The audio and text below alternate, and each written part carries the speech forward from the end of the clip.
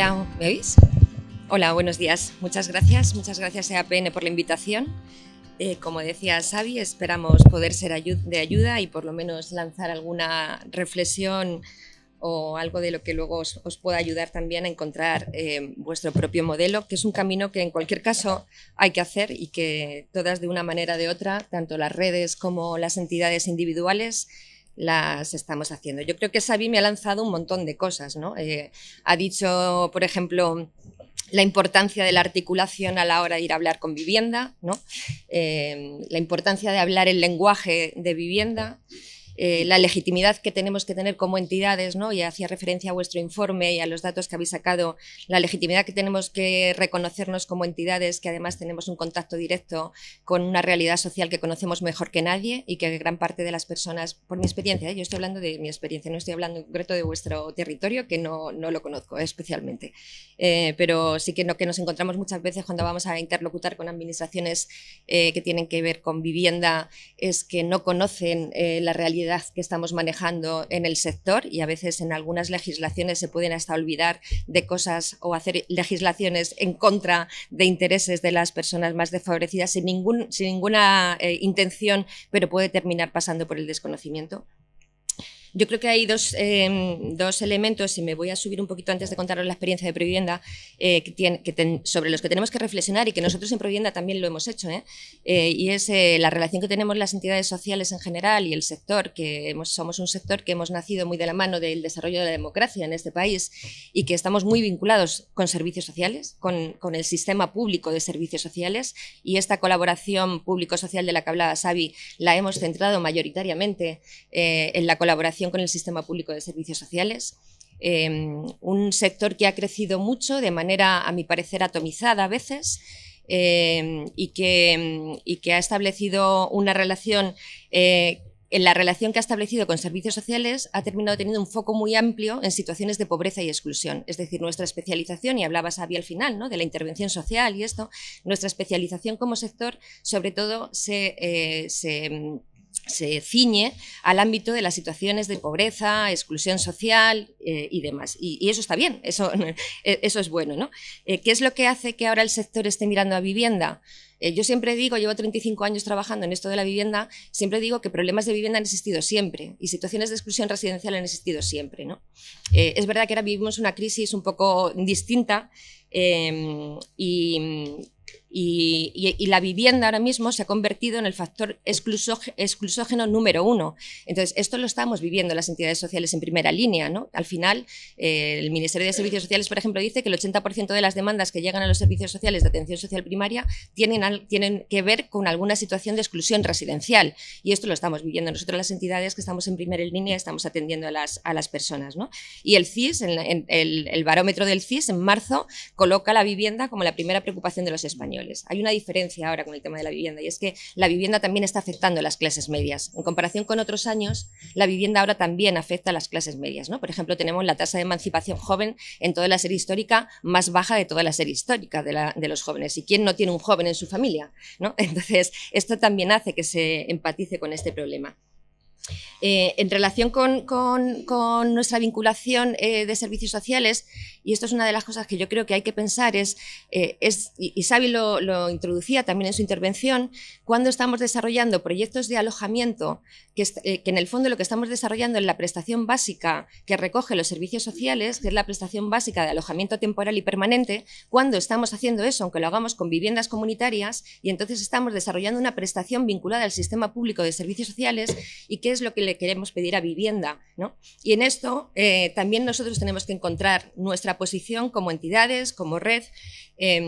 Yo creo que la crisis del 2008, y Xavi también lo decía, ¿no?, ha generado que las entidades sociales demos más respuestas vinculadas, bueno, esto y todo lo que os estoy contando de cuál es la situación de vivienda, que las entidades sociales demos más respuestas o hagamos más proyectos vinculados a alojamiento de carácter temporal para atender situaciones sobrevenidas de pérdida de vivienda, porque hemos tenido muchas y seguimos teniéndolas, ¿no? Pero eso es un recurso. Y aquí una de las cosas que nos estamos encontrando en las entidades sociales, no solo nosotras, sino otras entidades sociales, es una reflexión que tenemos con otras entidades sociales, es que en esta colaboración del desarrollo de esta prestación básica de servicios sociales nos estamos encontrando también un vacío legal. cuando alojamos a personas en viviendas comunitarias de carácter temporal, hay un vacío entre es una vivienda habitual de la persona o es un centro de servicios sociales. Y tenemos este vacío que tampoco nadie termina de meterle mano y nadie termina de resolver, pero para muchas entidades se convierte en un problema. Y en un contexto de vivienda como tenemos ahora mismo, que es un contexto de vivienda mucho más rígido y mucho más duro, mucho más difícil para las personas acceder a un alojamiento de continuidad, nos estamos encontrando en estos programas con bloqueos, con poca rotación, ¿no?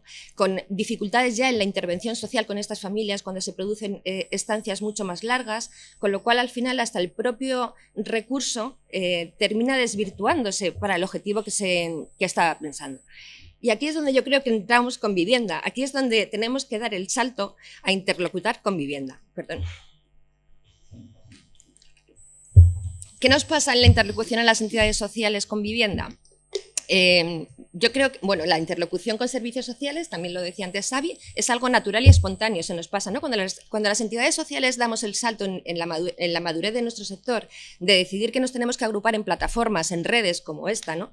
En redes además territoriales, que luego estatales, ¿no? Lo que estamos es dando un salto a la incidencia política y hacer lobby, queremos hacer lobby. Y ahí, de manera natural, nos relacionamos con servicios sociales. Las redes y las plataformas hemos empezado también a relacionarles de manera también un poco más natural con empleo, con educación, ¿no? Incluso con salud. ¿Pero qué nos pasa con vivienda? Con vivienda no terminamos, ¿no? Yo creo que esto también tiene que ver con cómo se ha construido aquí el sistema de vivienda. O cómo no se ha construido en este país un sistema público de política social de vivienda, ¿no? Si una persona tiene un problema de salud, sabe dónde tiene que ir. Si una persona necesita una plaza de educación para sus hijos, sabe dónde tiene que ir, ¿no? Incluso si necesitas buscar empleo, hasta sabes dónde tienes que ir. Diría más, si necesitas una prestación de dependencia, ya mucha gente sabe que tiene que ir a servicios sociales, que no es poco. Pero ¿y si tienes un problema de vivienda, dónde vas? Claro, el sistema de vivienda para mí tiene mucho que ver con cómo se ha desarrollado en este país nuestro modelo de provisión residencial, y de esto voy a hablar cuando hable de la experiencia de Provivienda.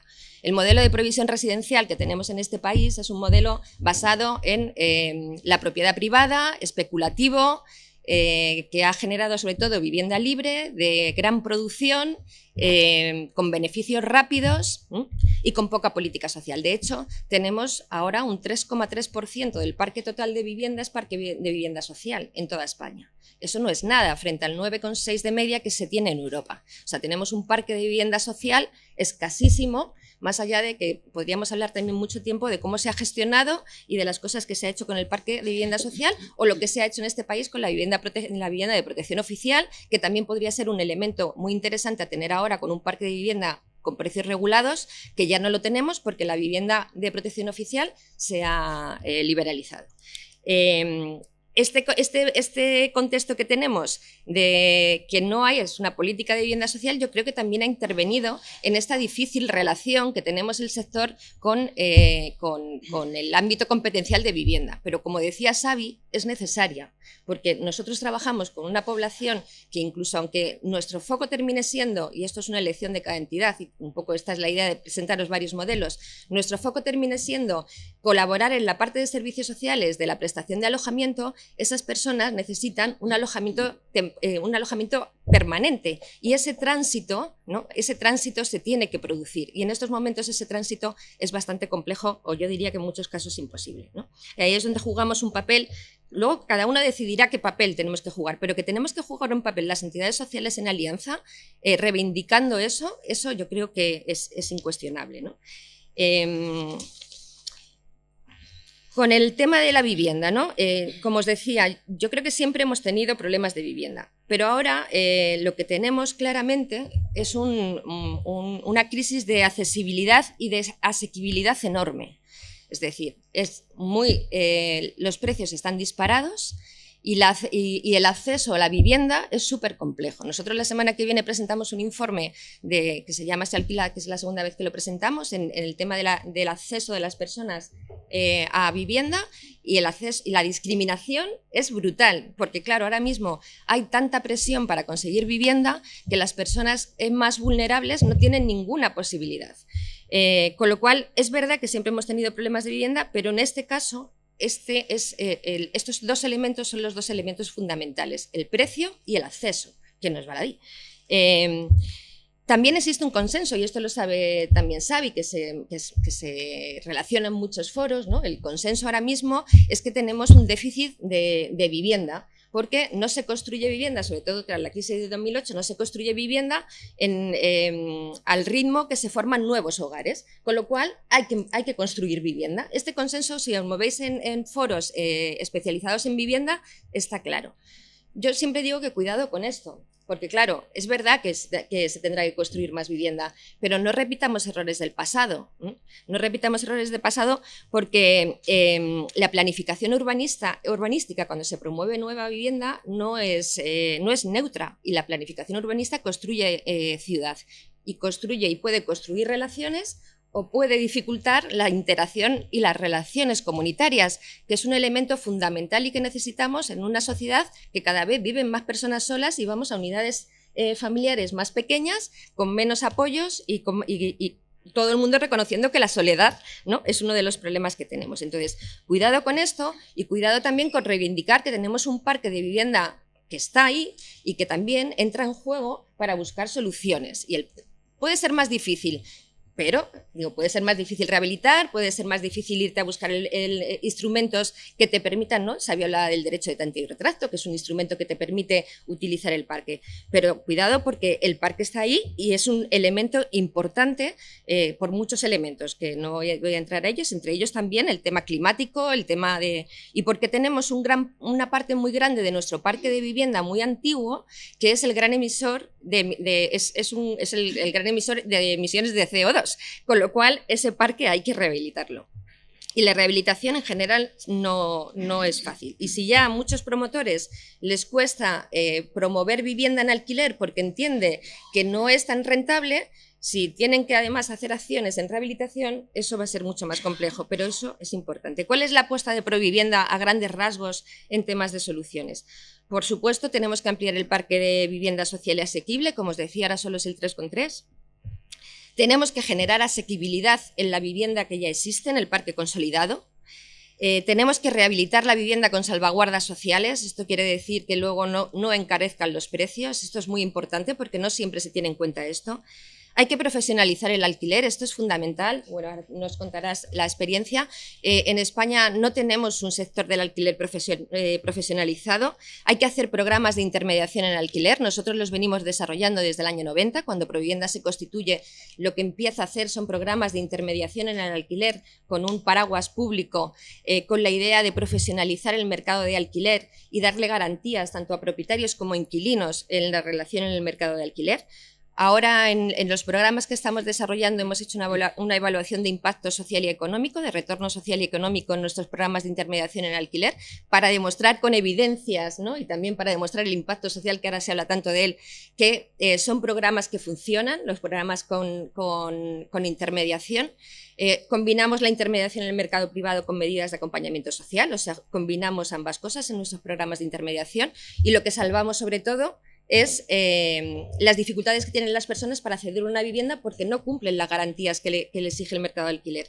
Y la evaluación ROI lo que nos ha dicho es que por cada euro que invertimos se retorna 1,35, con lo cual hay un retorno social y económico evidente en ese tipo de proyectos. ¿Por qué? Porque merece más la pena invertir en que alguien pueda acceder a una vivienda de carácter estable y permanente que se pueda pagar, que no estar haciéndole recorridos por diferentes recursos vinculados a servicios sociales, ya sea centro colectivo de emergencia, luego una vivienda temporal, luego ya sabéis de lo que hablo. En nuestro caso, Provivienda, somos una entidad especializada en vivienda y esto ya nos coloca quizá en una posición diferente al resto de entidades. Pero también es verdad que hicimos nuestra reflexión, porque a partir del 2008 y con la grave crisis que se produjo en este país, en la que empezaron a brotar situaciones de exclusión residencial muy variadas que no habíamos visto antes, por ejemplo, el tema de la ocupación por necesidad, pero muchas otras, empezamos a desarrollar muchos proyectos de alojamiento vinculados a la atención de estas necesidades, muchos de ellos también proyectos de vivienda temporal, ¿no? En el año 2022 tenemos que hacer nuestro plan estratégico y ahí hacemos una reflexión, ¿no?, que, como diría Fernando Fantova, ¿no?, empezamos a analizar cuál es nuestro perímetro, ¿no? Él nos ayudó en la reflexión Y él nos decía, ¿pero vosotros dónde estáis? ¿En servicios sociales o en vivienda? ¿No? ¿Dónde estáis? Bueno, ahí decidimos que Provivienda tenía que apostar por el modelo de provisión residencial, y en nuestro plan estratégico la visión que nos pusimos es que queremos impulsar un modelo de provisión residencial ético, social y no lucrativo, y que queremos desarrollar un modelo alternativo de gestión de vivienda centrado en principios éticos y de solidaridad, con orientación social y enfoque no lucrativo, que es lo que ha venido a decir Xavi antes de las Housing Association, siguiendo un poco la inspiración del modelo europeo. Y ahí nos reafirmamos, en Provivienda nos reafirmamos en nuestra especialización en vivienda, reforzamos la incidencia social y política en vivienda. Nosotros ahora hablamos mucho y nos empeñamos mucho en hablar con vivienda.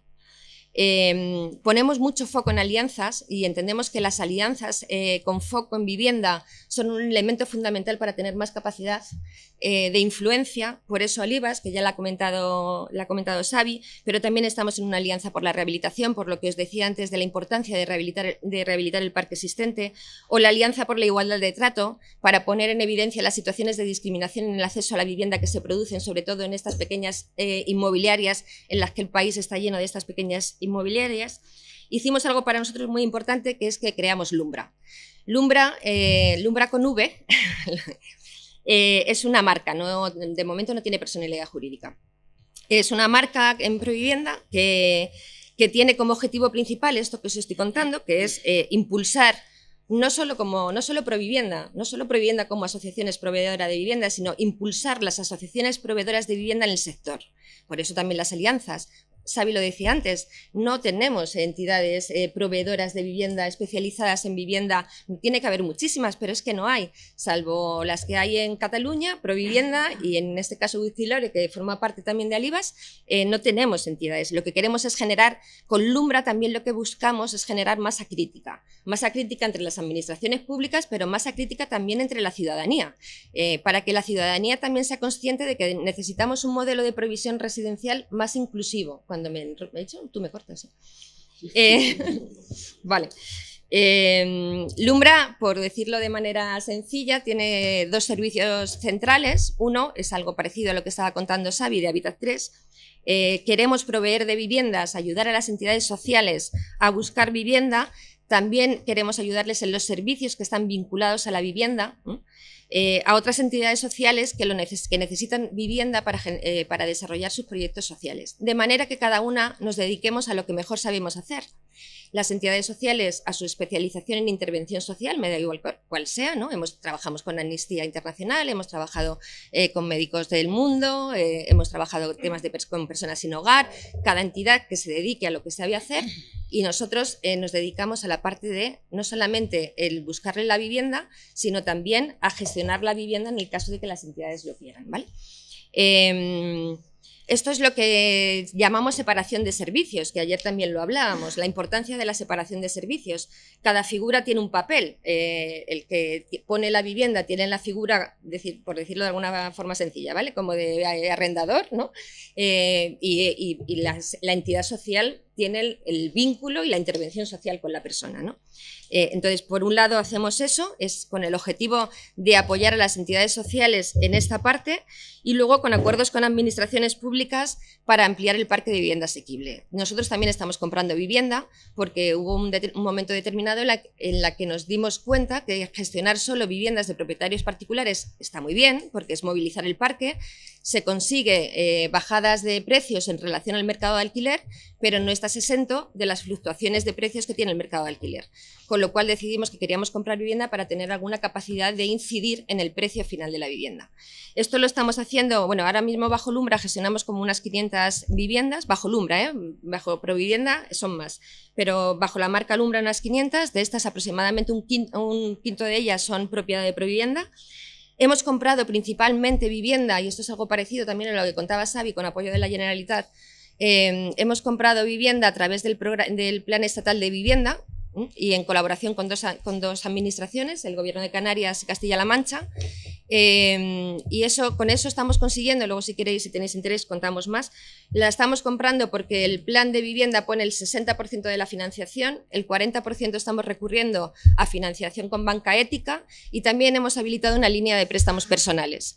¿Esto qué significa? Que una manera de recibir financiación también, y unido al objetivo que os decía, que queremos generar masa crítica también en la ciudadanía, hemos hecho una línea de préstamos personales donde a la gente le decimos, pues si tienes algo de dinero ahorrado y quiere, en vez de ponerlo en un producto tal, déjanoslo a Provivienda a través de un préstamo personal con una rentabilidad justa, estamos en torno al 3%, estamos una rentabilidad del 3%, y de esta manera tenemos liquidez también e inversión para poder comprar vivienda. A ver, nos gustaría tener muchísimos más préstamos personales, pero de momento hemos conseguido como 500.000 euros, de lo cual estamos bastante orgullosos, pero estamos en ello.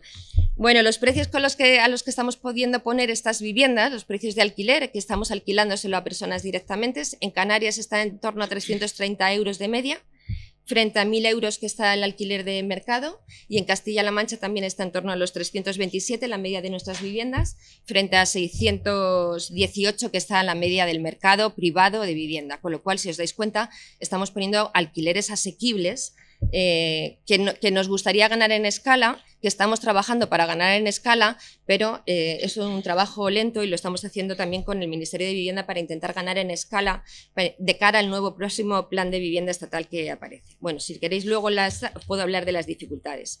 ¿Dónde vemos el reto? Y con esto finalizo, 2 minutos.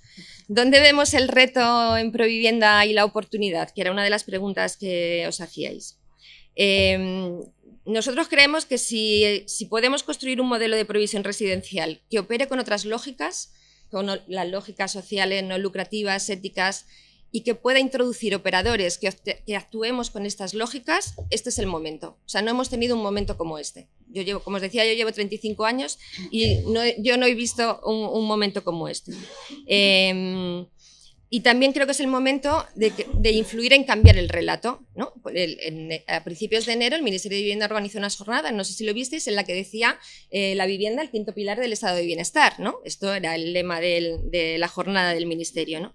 Yo creo que también es un momento importante para cambiar el relato porque hay sensibilidad para esto.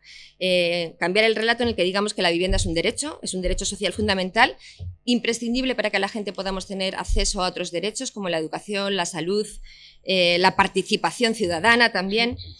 Creo que es importante insistir en la idea de que la vivienda por sí sola no garantiza la inclusión, y esto es muy importante, porque si no lo hacemos vamos a volver a cometer errores del pasado, porque yo escucho también en algunos momentos que parece que dar una vivienda ya es suficiente, y todos los que estamos en esta sala sabemos que en muchos casos no es suficiente. Hay que tener actuaciones de acompañamiento social de largo plazo y de largo recorrido para que la vivienda realmente sea un instrumento de inclusión, aunque sea una vivienda estable para las familias. Creo que es nuestro sector social puede y debe participar en cualquiera de los ámbitos del ciclo de vivienda, y con esto me refiero desde la promoción, la rehabilitación, la gestión social, el acompañamiento individual y el acompañamiento de las comunidades. Habrá que elegir dónde queremos o no queremos, o habrá entidades que no quieran participar, pero las que estén dispuestas a dar el salto a participar, hay que decidir en qué ciclo o en todos, ¿no? Como estaba contando Xavi, que Habitat 3 participa casi en todo el ciclo de vivienda, ¿no?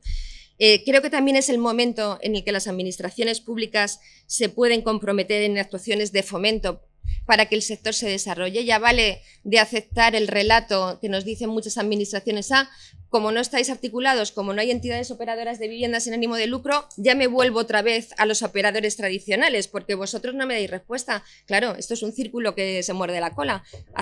Si tú quieres cambiar un modelo, haz actuaciones de fomento como las que ha estado contando Xavi, que se hicieron en Cataluña, que eso fue lo que ayudó a montar un Habitat 3, haz actuaciones de fomento que realmente ayuden a articular un sector que dé respuesta y que sea un operador que actúe realmente con lógicas no especulativas en el mercado.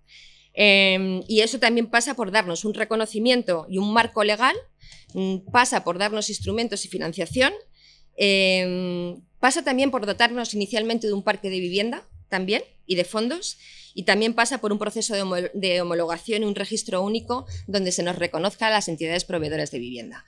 Escuchaba, y ya con esto acabo, escuchaba a un alto cargo, a un muy alto cargo hace poco, ¿no?, que decía, en esta sensación de que tenemos todos de que este es el momento, pero no sabemos coger el hilo del que empezar a hacerlo, escuchaba a un alto cargo que decía que estaba preocupado porque sentía que siendo el momento, ¿no?, y teniendo las condiciones necesarias para dar este cambio estructural, temía y estaba preocupado de que se nos pasara este momento.